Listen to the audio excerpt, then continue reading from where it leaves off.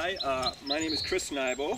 I am here today as a second grade teacher, elementary teacher in Oxnard.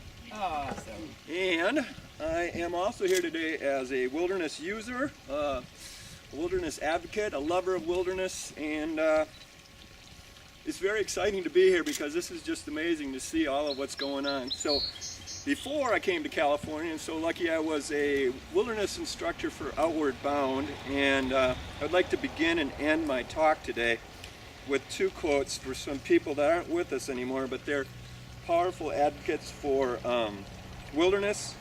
And I would share these quotes with, I worked with teens that were, their sentence was to come and spend 30 days with Chris Nybo and some crazy instructors out in the wilderness on the East Coast. So this is one of the quotes I remember sharing. It's from Aldo Leopold, a great Wisconsin conservationist. There are some who can live without wild things, and some who cannot. Like winds and sunsets, wild things were taken for granted until progress began to do away with them. Now we face the question whether a still higher standard of living is worth its cost in things natural, wild, and free. For us of the minority, hopefully soon to be the majority, that's me speaking there, the opportunity to see geese is more important than television, and the chance to find a passflower isn't right as inalienable as free speech. Conservation is getting nowhere because it is incompatible with our Abrahamic concept of land. We abuse land because we regard it as a commodity belonging to us. When we see land as a community to which we belong, we may begin to use it with love and respect. There is no other way for the land to survive the impact of a mechanized people, nor for us to reap from it the aesthetic harvest it is capable, under science, of contributing to our culture. Today we come to celebrate wilderness, and I'm kind of glad to hear nobody mentioned, but it's 50 years of wilderness this year, and I think that's pretty powerful because of people like Aldo Leopold came before us. And 50 years ago, and this is where we're going to, Congresswoman Capps, Republicans, Democrats, Americans came together. Yes. That's who came together to save the wilderness. It wasn't about tree huggers, it was about we're Americans and we love this land and we've got to protect it. They came together to preserve our amazing natural heritage. Now today we have an opportunity with visionaries like Congresswoman Capps to expand that legacy. And I want to put out a promotion for 50 years. Wouldn't it be great if we got 50 bills of wilderness this year? Not just ours, but 50 bills. And I think we need to dream high because certainly 50 years ago people weren't setting the bar low, they were going for it. Yep. So now back to my role as a teacher. I teach on the Oxnard Plain. We don't quite have the same backdrop, but each day our kids, my students and I look up to the Topa Topa Mountains that are not so close there, but they're distant, but they don't come from the same possibilities. So I talk about them, about the experiences and the enthusiasm that I share for the ruggedness and the beauty of this landscape. And they kind of look at me with glazed over eyes and don't even understand the possibilities before them. But that's what we're here today, is to protect for those students and for their children and for all of our futures. I was lucky enough to come to California 25 years ago, and I have had this amazing opportunity to enjoy. So I've been a user of all these wilderness lands, and they are quite amazing. I'd just like to share some of the things that I've been able to do. I've spent 4, 5, 6 days out in the San Rafael wilderness, not running into another person, and just having amazing experiences out there. The Matilaha Canyon, I've day hiked up there, and it's just an amazing resource.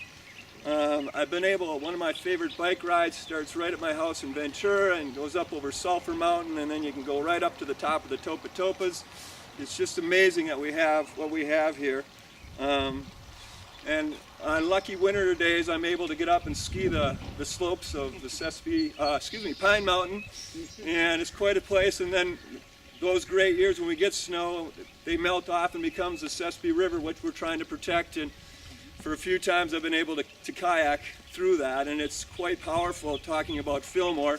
to start out kayaking down this amazing river, Class 5 river, and then you end up out of Devil's Gate and you smell the orange blossoms coming at you, and it's just quite an amazing experience. So I can relate to the gentleman who wanted to move to Fillmore because of the beauty of the land, and we need this water, and it's just a really powerful place. My friends and I have traveled all over the world, and the first time we did it, it was quite exciting. We said, "Wow, this is quite something. This would be pretty cool in the Grand Canyon." And by the end of the trip, we were saying, you know, forget about the Grand Canyon, forget about, this is a wilderness amazement standalone on its own.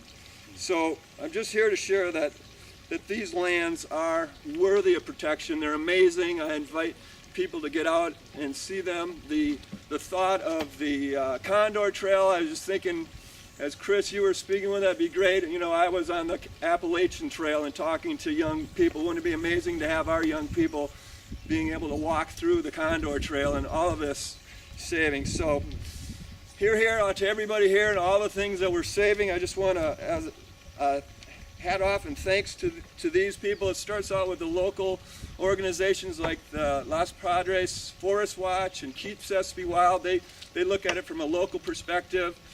And then we have the people, the California Wilderness Coalition, that's trying to protect our state lands and doing all that. And then we've got the Wilderness Society that ties it all together nationally, and it takes all of us together.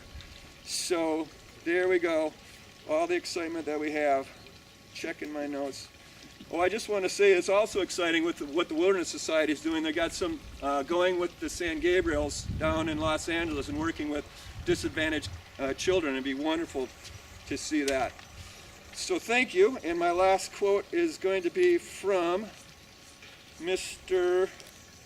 Ansel Adams, who I think we all know. In all the centuries to come, always we must have water for dry land, rich earth beneath the plow, pasture for flocks and herds, fish in the seas and streams, and timber in the hills.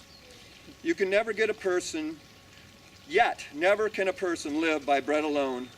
Now in an age when hopes are darkened by huge fears, an age frantic with speed, noise, complexity, an age constricted of crowds, collisions of cities choked by smog and traffic, an age of greed, power, terror, an age when the closed mind, the starved eyes, the empty heart, the brutal fist threaten all life upon this planet. What is the price of exaltation? What is the value of solitude, of peace, of light, of silence? What is the cost of wilderness? What is the cost of freedom? Thank you.